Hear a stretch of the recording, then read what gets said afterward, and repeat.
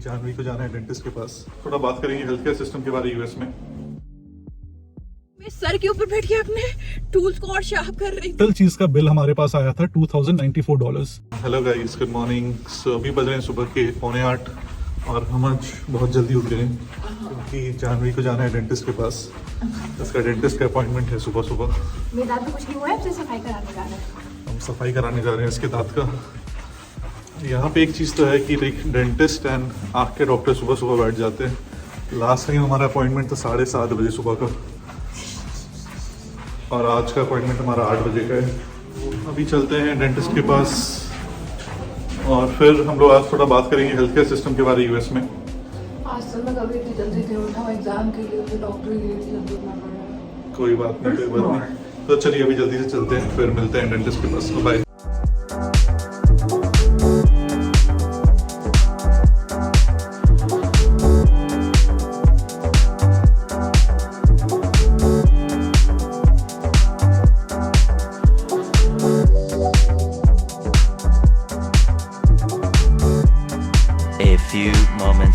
तो हम लोग डेंटिस्ट के पास से निकल चुके हैं।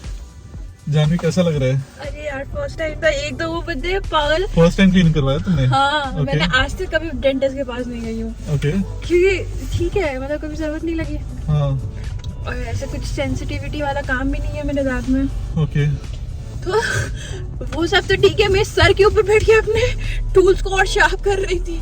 तो मतलब आपको जितना भी और डर लग रहा हो, तो वो सर पे बैठ के आपको और डराएंगे। और इतनी देर मेरा मुंह खोलते, जैसे फर्स्ट टाइम इतनी लॉन्ग उसने मुंह खोला, बंद किया और मैंने यहाँ की हड्डी कट कट कट बोल रही थी। हाँ एग्जैक्टली। हाँ, तो हमारा पैसा नहीं लगा क्योंकि साल में एक क्लीनिंग फ्री है दोनों का। 1 या 2 क्लीनिंग देख के बताऊंगा, बट या फ्री है। 1 या 2 क्लीनिंग फ्री है साल में हम दोनों का, तो इसलिए अभी हम लोग गए तो पैसा नहीं लगा। आई डोंट नो इंडिया में मिलता है किट की नहीं मिलता मेरे को तो नहीं देता है, तुमको क्यों दिया पता नहीं। मेरे को कभी नहीं दिया आज तक, क्योंकि मेरा फर्स्ट टाइम था। नहीं मेरे को फर्स्ट टाइम में नहीं दिया था। तो मेरे को ये ब्रश मिला है, टूथपेस्ट मिला और फ्लॉस मिला है। फ्रॉस्ट क्या होता है? फ्लॉस फ्लॉस हो गया। अब तुमको एंटी के पास भी जाना पड़ेगा। क्यों? कान खराब हो गया इसलिए। हाय गाइस, तो आज हम लोग आपको यूएसए के हेल्थ केयर सिस्टम और इंश्योरेंस के बारे में बताएंगे। तो यूएसए में वैसे तो हर चीज़ बहुत महंगी है, रहना खाना पीना, पर सबसे ज़्यादा महंगा यहाँ पे है हेल्थ केयर। आपको पता है कि यहाँ हेल्थ केयर के चक्कर में लोग बैंक करप्ट हो जाते हैं, क्योंकि यहाँ के मेडिकल बिल्स इतने एक्सपेंसिव होते हैं। तो लोग यहाँ पे क्या करते हैं, यहाँ पे लोग इंश्योरेंस ले लेते हैं, हेल्थ केयर इंश्योरेंस, जो कि one of the most important चीज़ है यहाँ पे रहने के लिए। प्लस आपको ज़रूरत भी पड़ सकती है, अगर आप जुकाम बुखार भी ज़रा सा भी हुआ तो उसका भी बिल इतना ज़्यादा आ जाता है कि आप अपने पॉकेट से स्पेंड नहीं कर सकते। तो ये इंश्योरेंस ही आपको एक बैकबोन की तरह या एक कवर देता है, जो इन सारे मेडिकल बिल्स को आप पे कर पाओगे। और ये इसलिए है क्योंकि यूएसए में यूनिवर्सल हेल्थ केयर सिस्टम नहीं है, जो कि बाकी कंट्रीज में है, जैसे कि हमारे इंडिया में है। तो आपको इंश्योरेंस के बारे में राहुल बताएगा। या इंश्योरेंस के बारे में डीप में अभी नहीं बताएंगे, मैं ऊपर आपको बताता हूँ, क्योंकि डीप में अगर आपको जानना है तो उसके लिए आप कमेंट करके हमें बताएं, उसके लिए हम और एक वीडियो बना सकते हैं। बट ये video basically US health care के बारे है। बेसिकली लाइक जैसे मेरा और जानवी का इंश्योरेंस जो है वो मेरी कंपनी इंश्योरेंस देती है। लाइक जो भी बड़ी बड़ी एमएनसीज होती है वो कंपनी आपको इंश्योरेंस प्रोवाइड करती है, उनका इंश्योरेंस कंपनीज के साथ टाई अप रहता है। सो मेरी जो कंपनी है उनका लाइक 2-3 प्राइवेट इंश्योरेंस के साथ टाई अप है। तो आप यूएस में जिस भी स्टेट में है उसके अकॉर्डिंग आप वो इंश्योरेंस सेलेक्ट कर सकते हैं, वो प्राइवेट इंश्योरेंस सेलेक्ट कर सकते हैं। एक इंश्योरेंस का 4 पार्ट होता है बेसिकली। पहला होता है प्रीमियम, जो आपको इंश्योरेंस लेने के लिए वो प्रीमियम पे करना पड़ता है। तो यूएस में, इवन इंडिया में, most of the companies MNCs जो होती है वो अपने तरफ से भी कुछ पैसा देती है और एम्प्लॉय जैसे हम लोग हैं, हम लोग भी अपने तरफ से कुछ पैसा देते हैं। सो इंश्योरेंस का पहला पार्ट होता है प्रीमियम, जो आपको पे करना है इर्रेस्पेक्टिव अगर आप यूज करें इंश्योरेंस को ना करें, आपको प्रीमियम पे करना है just to have that insurance for that particular year. Second part होता है डिडक्टेबल मतलब इतना पैसा आपको आउट ऑफ पॉकेट देना ही पड़ेगा, like x amount of money out of pocket देना ही पड़ेगा बिफोर इंश्योरेंस किक्स इन। सो हमारा जैसे अगर मैं सिंगल होता तो मेरा डिडक्टेबल होता फॉर पर ईयर इज $5,000। अभी हम लोग लाइक कपल हैं तो कपल का डिडक्टेबल लाइक $7,500 है। तो इसका मतलब ये हम लोग को $7,500 खर्चा करना पड़ेगा। उसके बाद इंश्योरेंस हमारा पूरा 100% कवरेज उठाएगी, लाइक 100% कवर करेगी। ठीक है। तीसरा होता है को पेमेंट। इर्रेस्पेक्टिव ऑफ डिडक्टेबल, आपको अगर डॉक्टर पास गए तो आपको कुछ अमाउंट को पे करना पड़ता है डॉक्टर को, लाइक 20-25-30 डॉलर जो भी होगा उस डॉक्टर का। डिफरेंट सर्विस लिया तो उसका डिफरेंट को पेमेंट होता है। तो ये 20-30-40 डॉलर ऐसे ही होता है को पेमेंट, तो वो एक को पेमेंट हो गया। और फोर्थ हो गया को इंश्योरेंस। को इंश्योरेंस ये होता है कि आपको आफ्टर डिडक्टेबल रीच हो गया उसके बाद X% ऑफ अमाउंट वो आपको अपनी तरफ से तब भी पे करना पड़ेगा, और X% आपकी इंश्योरेंस की कंपनी पे करेगी। सो फॉर एग्जांपल हमारे इंश्योरेंस में है कि हमारा 10% या 90% है। तो वंस हमारा डिडक्टेबल रीच हो गया तो 90% इंश्योरेंस कंपनी पे करेगी अमाउंट, और 10% मैं खुद से अपने पॉकेट से पे करूंगा, आउट ऑफ पॉकेट जिसको बोलते हैं। अगर आपके पास सपोज इंश्योरेंस नहीं होता तो आपको 100% अपने आउट ऑफ पॉकेट देना पड़ता है। अगर आपका $1000 का बिल होता तो $1000 आपको अपने पॉकेट के अपने तरफ से पे करना पड़ता, इंश्योरेंस यूएसए में नहीं होने पे। तो जैसा मैंने बताया कि प्रीमियम अमाउंट होता है एंड देन डिडक्टेबल होता है, जिसका एग्जांपल दिया $5000 या $7500। तो आप जितना अच्छा इंश्योरेंस लेंगे, इसका मतलब आप जितना ज्यादा प्रीमियम अपनी तरफ से पे करेंगे तो डिडक्टेबल का अमाउंट उतना ही कम होते जाएगा। ठीक है, तो मैं अपना एग्जांपल बताता हूँ। मेरी company per month $1500 towards health insurance देती है। ठीक है, बट मैं उसमें कुछ नहीं कंट्रीब्यूट करता, मेरा जीरो है कंट्रीब्यूशन। मेरी कंपनी जो देती है बस वही है $1500 पर मंथ। तो मेरा डिडक्टेबल इसलिए $7500 है, जो कि थोड़ा ज्यादा है। अगर मैं अपनी तरफ से कुछ देना चाहता तो डिडक्टेबल कम हो जाता एंड बट प्रीमियम आप जैसे मैं पे कर रहा हूँ तो प्रीमियम बढ़ जाता। ये हेल्थ इंश्योरेंस का बात हुआ। इसके साथ हमको अलग से डेंटल इंश्योरेंस लेना पड़ता है, विजन इंश्योरेंस अलग से लेना पड़ता है। सबके लिए इंश्योरेंस होना जरूरी है यहाँ पे। सेम रूल्स अप्लाई करता है डेंटल एंड विजन इंश्योरेंस के लिए भी। तो डेंटल के लिए मेरी कंपनी $140 पर मंथ देती है, और हम लोग अपने पॉकेट से कुछ $54 के अराउंड देते हैं पर मंथ। तो उसमें हम दोनों का कवरेज है। तो बेसिकली हेल्थ इंश्योरेंस के बेसिक इतना ही है। अगर आपको डिटेल में जानना है हेल्थ इंश्योरेंस कितने तरह के होते हैं, there are different types of health insurance होता है, HMO होता है, PPO होता है, और भी होते हैं। तो अगर आपको उसके बारे में जानना है तो आप हमें कमेंट करके बताइए, हम उसके लिए एक दूसरा वीडियो बनाएंगे डिटेल में हेल्थ इंश्योरेंस के बारे। बट अभी हम हेल्थ केयर के बारे में बात कंटिन्यू करते हैं। तो राहुल, जब हम लोग जाते हैं, जैसे कि अभी तुमने सारे इंश्योरेंस के बारे में बताया, तो अभी जैसे हम लोग गए थे डेंटल चेकअप के लिए, तो वहाँ पे क्रेडिट कार्ड के साथ तुमने एक और कार्ड दिया था, तो वो कार्ड क्या था? उसको वही हेल्थ कार्ड बोलते हैं। जैसे आपने प्रीमियम पे किया तो आपको वो हेल्थ कार्ड मिल जाएगा उस इंश्योरेंस कंपनी का, एंड आप जहां भी जाते हैं वो हेल्थ कार्ड आपको लेके चलना होता है। या आजकल तो ई कार्ड भी आता है, वो आपको दिखाना पड़ता है। आई डॉक्टर के पास गया, आई डॉक्टर को दिखाना होगा, डेंटल के पास गया तो डेंटल को दिखाना पड़ेगा। वो रिकॉर्ड हो गया, आपका नाम रहता है उसमें, बाकी इन्फॉर्मेशन भी रहती है, तो वो दिखाना पड़ता है। तो अब आपके पास हेल्थ कार्ड है तो अब उसको यूज कैसे करें, राइट? सो इसमें अगर आप एक्स टाइप का हेल्थ इंश्योरेंस लिए, एक टाइप का अगर आप हेल्थ इंश्योरेंस लिए हैं, तो उनकी उस हेल्थ इंश्योरेंस का कुछ हॉस्पिटल और डॉक्टर्स के नेटवर्क के साथ टाई अप होता है। तो उनको इन नेटवर्क डॉक्टर्स बोलते हैं, इन नेटवर्क हॉस्पिटल बोलते हैं। तो आप उस डॉक्टर और उस हॉस्पिटल के पास जाइएगा तो आपका इंश्योरेंस का बिल कम आएगा। अगर आप आउट ऑफ नेटवर्क गए, सपोज आपके घर के 5 मिनट की दूरी में एक हॉस्पिटल है बट वो आउट ऑफ नेटवर्क है, अगर आपको इमरजेंसी हो और गलती से वहां चले गए तो आपका बिल बहुत ज्यादा आ जाएगा और इंश्योरेंस कवर नहीं करेगी उतना ज्यादा अमाउंट। तो ये ध्यान रखें कि आप ट्राई करें कि इन नेटवर्क डॉक्टर से अपॉइंटमेंट लें, या कोई इमरजेंसी हुई तो इन नेटवर्क हॉस्पिटल में ही जाएं, आउट ऑफ नेटवर्क में ना जाएं। तो ये एक चीज का यूएस में ध्यान रखना पड़ता है। फॉर एग्जाम्पल अगर आपको जनरल चेकअप करवाना है तो क्या करना होगा, राइट? तो यहाँ पे लाइक 1 साल पहले मैं यहाँ इस स्टेट में मूव हुआ था, ऑरेगन में, और मेरे को कोई डॉक्टर पता नहीं था यहाँ पे आसपास। तो मैं गया अपने इंश्योरेंस के थ्रू, खोजा कि इन नेटवर्क डॉक्टर्स कौन है, और वहाँ पे आपको 10-12 डॉक्टर मिल जाएंगे जो इन नेटवर्क हो, या उससे भी ज्यादा मिल सकते हैं। तो हर एक को मेरे को कॉल करना पड़ा कि उनके पास कुछ है, न्यू पेशेंट एक्सेप्ट कर रहे हैं कि नहीं। तो यहाँ पे ऐसा होता है कि अगर जनरल चेकअप भी करवाना है तो वेट टाइम 2-3 महीने बाद का मिलता है। जैसे अभी रिसेंटली हमने जानवी का भी लिया है, हमारे दोनों का लिया है। उसको बोलते हैं बेसिकली प्राइमरी केयर प्रोवाइडर, जो फैमिली डॉक्टर होता है। वो हमारा फर्स्ट पॉइंट ऑफ कांटेक्ट होता है अगर हमें कुछ भी इशू हुआ। इवन जनरल चेकअप के लिए हम पहले उनके पास जाएंगे, वो हमें लैब लिख के देंगे, फिर हम उसके बाद लैब के पास जाएंगे पूरा टेस्ट करवाने। तो हमें वेट टाइम 3-4 महीने बाद का मिला है। तो अभी हमने लिया और हमें जुलाई का मिला है। तो उनके पास जाएंगे, फिर हम उन्हें फिक्स कर लेंगे एज अपना फैमिली डॉक्टर, और उसके बाद हर साल हम उन्हीं के पास जाके दिखाते रहेंगे। तो may be second time around थोड़ा इजीली मिल जाएगा आपको अपॉइंटमेंट, बट फर्स्ट टाइम जब अपॉइंटमेंट लेते हैं तो 3-4 महीना टाइम लग जा रहा है आजकल। May be health care worker का शॉर्टेज है इस कारण से, आफ्टर कोविड और समथिंग लाइक दैट, पता नहीं, बट इतना ज्यादा वेट टाइम है। तो टेक्निकली तुम्हारा ये कहने का मतलब है, अगर एज अ न्यू पेशेंट हम जाएंगे तो हमारा वेटिंग पीरियड बहुत लंबा बहुत हो जाता ज्यादा रहता है या और अगर ओल्ड पेशेंट है और प्री रजिस्टर्ड है हाँ। तो उनको अपॉइंटमेंट जल्दी मिल तो जाती हाँ है। पर ईयर इजिली शेड्यूल कर देंगे आपका अपॉइंटमेंट। सपोज इस साल हर साल एक जनरल चेकअप फ्री रहता है, तो इस साल अगर हम अप्रैल में जा रहे हैं अपने डॉक्टर के पास करवाने, तो नेक्स्ट ईयर अप्रैल का वो खुद शेड्यूल कर देंगे हमारा जनरल चेकअप का अपॉइंटमेंट। अगर उसके बीच में आपको कोई भी इशू होता है तो आप डॉक्टर से कॉल पे बात कर सकते हो। अगर वो आपके फैमिली डॉक्टर बन गए हैं तो उनसे आप कॉल पे बात कर सकते हो एंड सजेशन ले सकते हो। अगर आपको कोई मेजर इशू हो रहा है, अगर आपको कोई कार्डियोलॉजिस्ट के पास जाना है, तो उसके लिए भी आपको ये पीसीपी के थ्रू ही जाना होगा। तो आप पीसीपी के पास पहले जाएंगे, जो आपके फैमिली डॉक्टर हैं उनके पास पहले जाएंगे, वो आपको रेफर करेंगे कार्डियोलॉजिस्ट के पास एंड उसके बाद आप कार्डियोलॉजिस्ट के पास जा सकते हैं।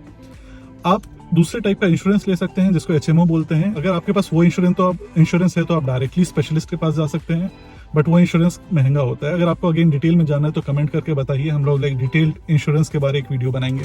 तो ऐसा यहाँ पे भी ये होता है कि सर्टेन पॉइंट तक डॉक्टर मतलब आपको जैसे आपको कोई डॉक्टर जैसे अपने एक्स डॉक्टर को आपके पास जाना है, पर जो एक्स डॉक्टर है ना वो सर्टेन पीरियड के लिए न्यू पेशेंट्स को वो लेता ही नहीं है। इसलिए आपका जो वेटिंग पीरियड होता है वो लंबा हो जाता है, क्योंकि वो एक सर्टेन पीरियड के बाद ही वो एक विंडो ओपन होती है जहाँ पे वो न्यू पेशेंट एक्सेप्ट करते हैं। फिर जैसे उनका भर जाता है वो विंडो, उसके बाद वो क्लोज कर देते हैं। उसके बाद वो राउंड वही उसी सेम पेशेंट्स को लेके वो चलते हैं। फिर वो अगले साल फिर नए पेशेंट। तो ये लोग क्या करते हैं, जैसे इनकी साइट होती है या इनका क्लिनिक एरिया होता है तो बाहर वो लोग एज अ इंफॉर्मेशन डाल देते हैं कि they are accepting new patients. exactly. तो आप जाकर के फिर डॉक्टर एक्स है, आप उनके पास जाकर के अपना रजिस्ट्रेशन करा सकते हैं। that's right. ये बात हुआ जनरल चेकअप का। अगर आपको इमरजेंसी होगा तो आप क्या करेंगे, तो उसके लिए आपके पास दो ऑप्शन है। एक आप हॉस्पिटल के इमरजेंसी रूम में जा सकते हैं और दूसरा अर्जेंट केयर क्लिनिक्स होता है वहां पे जा सकते हैं। तो ये अर्जेंट केयर क्लिनिक आपका वहां पे जाने का फायदा ये है कि वेट टाइम कम रहता है, वहां पे पैसे भी कम लगते हैं, बट वो क्लिनिक है, वहाँ फुल फ्लेज हॉस्पिटल नहीं है, वहाँ पे सब चीज अवेलेबल नहीं रहेगा। तो अगर छोटा मोटा इमरजेंसी हुआ तो वो देख लेंगे, बट कोई भयानक चीज हुआ तो उसके लिए आपको हॉस्पिटल ही जाना पड़ेगा। और एक डिसएडवांटेज है अर्जेंट केयर टाइप क्लिनिक्स में जाने का कि उसका टाइम लिमिटेड रहता है। वो मोस्ट ऑफ देम रात 8 या 10 बजे तक खुला रहता है। हमारे घर के पास एक है जो रात 12 बजे तक भी खुला रहता है, अर्जेंट केयर, जो हमारे नेटवर्क में है।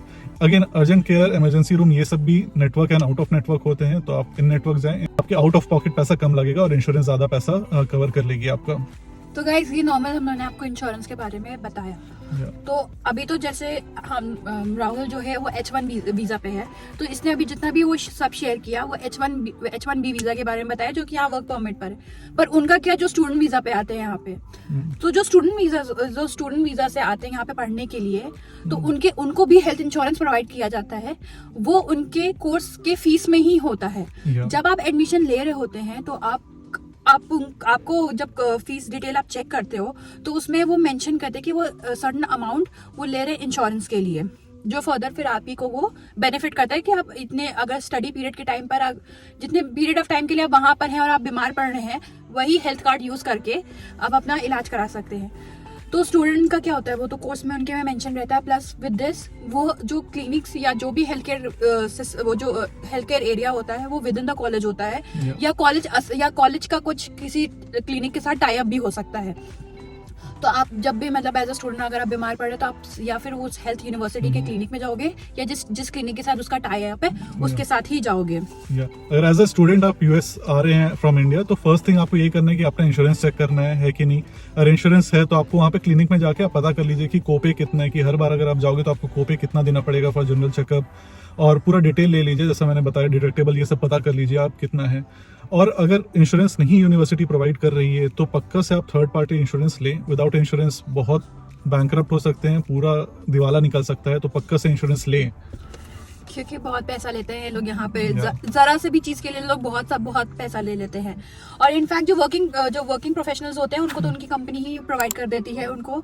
अगर पर तब भी जब आप जाएं तो प्लीज जब भी आप कंपनी से प्लीज एक बार बात करके भी ये भी चेक यहाँ पे भी चेक करें। प्लस अगर आपके पेरेंट्स इंडिया से यूएसए आ रहे हैं तो प्लीज उनको भी इंश्योरेंस की जरूरत पड़ सकती है, क्योंकि यहाँ और इंडिया यहाँ में आने में वेदर का बहुत डिफरेंस होता है। तो यहाँ मतलब आप यहाँ पे रहते ही आप थोड़ा बहुत एडजस्ट कर पाते हैं, और जब आप एकदम से इंडिया से यहाँ आते हैं ना तो थोड़ी प्रॉब्लम होने लगती है। और पेरेंट्स तो थोड़े ओल्ड एज में हो जाते हैं तो उनकी भी इम्यूनिटी हिली हुई रहती है।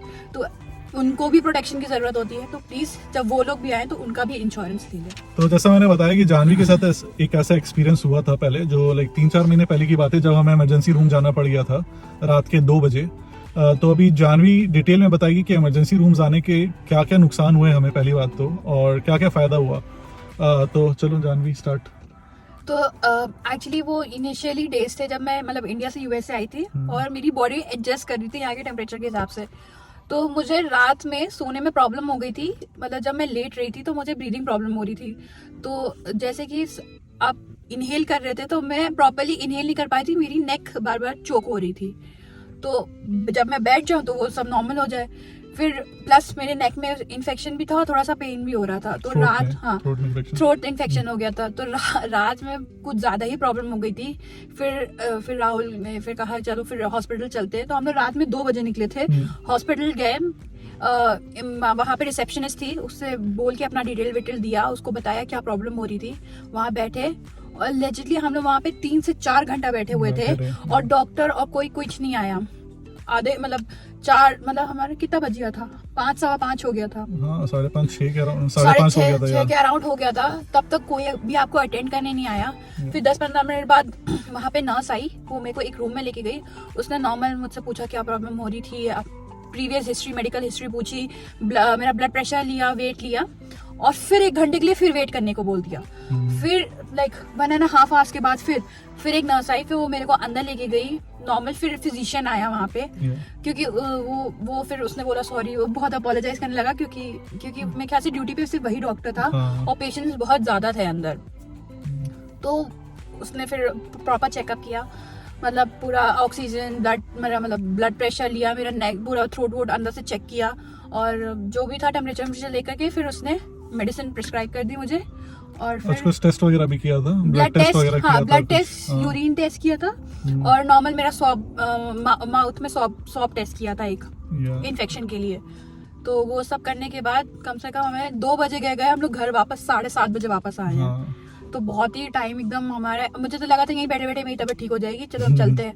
मैं तो एक टाइम इतना फ्रस्ट्रेट हो गई थी कि मैं कहा भाई चलो वापस चलते हैं, हम घर ही में ठीक हो जाएंगे। इसलिए उसके बाद से चाहे मेरी जितना भी ऐसा लगे कि मुझे लगता है कि अब प्रॉब्लम हो रही है, पर मैं कहा मैं घर पे ठीक हो जाऊंगी, मुझे हॉस्पिटल नहीं जाना है। तो ये मेंटालिटी भी उतना सही नहीं है कि आपका मेजर इशू हो रहा है और आप इस डर से हॉस्पिटल नहीं जा रहे हैं कि पैसा लग जाएगा या वेट टाइम बहुत रहेगा। अगर आपको मेजर इशू हो रहा है और आपको लग रहा है, इंट्यूशन आ रहा है कि हॉस्पिटल जाना चाहिए, तो पक्का जाना चाहिए। तो ये इमरजेंसी रूम का ये है कि वो जो इनिशियली आपका रजिस्ट्रेशन आपने करवाया, आपने सिम्टम्स बताया, तो वो उधर ही समझ गए कि इतना मेजर सिम्टम्स नहीं है, तो ये बंदी वेट कर सकती है। हमारे लाइक 1-1.5 घंटे बाद एक आदमी आया था, बट उसको कंटिन्यूसली वॉमिटिंग हो रही थी, कंटिन्यूसली वॉमिटिंग। तो उसको हमसे बहुत पहले ले गए, उसको 10 मिनट भी वेट नहीं करवाया वहाँ पे, उसको तुरंत ही अंदर ले गया। डॉक्टर ने अंदर जाके देखा वगैरह होगा, बट उसको उतना वेट नहीं करना पड़ा। बट हमें क्योंकि इतना एविडेंट हमारा वो नहीं था, सीरियस कंडीशन नहीं था, तो इसलिए हमें बहुत ज़्यादा वेट करना पड़ गया। और वहाँ पे उसने दवा लिखा, तो फिर दवा हॉस्पिटल में नहीं मिलता, यहाँ पे आपको फार्मेसी जाना होता है। अगेन इंश्योरेंस के साथ टाइड अप होता है वो फार्मेसी के पास जाके आपका वो प्रिस्क्रिप्शन डायरेक्टली फार्मेसी के पास चल जाता है। आप बताइएगा कि वॉलमार्ट में मेरे को फार्मेसी देना है, वॉलमार्ट फार्मेसी में मेरे को प्रिस्क्रिप्शन आप भिजवा दीजिए, तो वो लोग डायरेक्टली भिजवा देंगे और वहाँ पे आपका दवा तैयार रहेगा। आपको जाके बोलना पड़ता है, वहाँ से आप दवा पिक कर सकते हो। तो ये था हमारा छोटा सा एक्सपीरियंस इमरजेंसी रूम के से रिलेटेड। तो इस पूरे में लाइक हमने 4-5 घंटा वेट किया, एक दवा दिया होगा, 2-3 टेस्ट किया होगा उन्होंने, और इस टोटल चीज़ का बिल हमारे पास आया था $2,094 टू बी एग्जैक्ट। ठीक है, तो लकीली हमें पूरा नहीं पे करना पड़ा, मैं बताऊंगा क्यों। $2,094 आया था।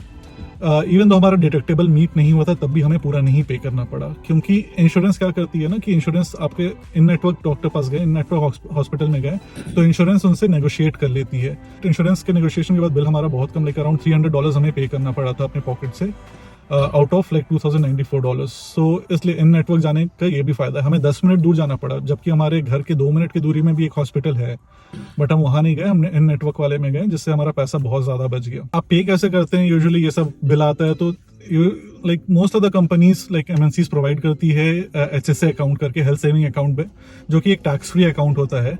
उसमें कंपनी कुछ पैसा डालती है, पर मंथ आप कुछ पैसा डालते हैं, तो आपका emergency fund as a medical fund की तरह प्रिपेयर रहता है, तो आप उसको जाके यूज कर सकते हैं। वो कार्ड आपको, उसका एक डेबिट कार्ड मिलता है, वो कार्ड जाके यूज कर सकते हैं। तो बेसिकली टैक्स फ्री मनी आप यूज कर सकते हैं फॉर मेडिकल पर्पस। सो उसको अच्छे से बोलते हैं। अगेन आपको यूएस में कंपनी क्या बेनिफिट्स प्रोवाइड करती है या मेरी कंपनी क्या बेनिफिट्स प्रोवाइड कर रही है, इसके बारे अगर आपको डिटेल में जानना है तो आप कमेंट करके बताएं, उसके बारे भी एक डिटेल वीडियो बनाएंगे हम लोग।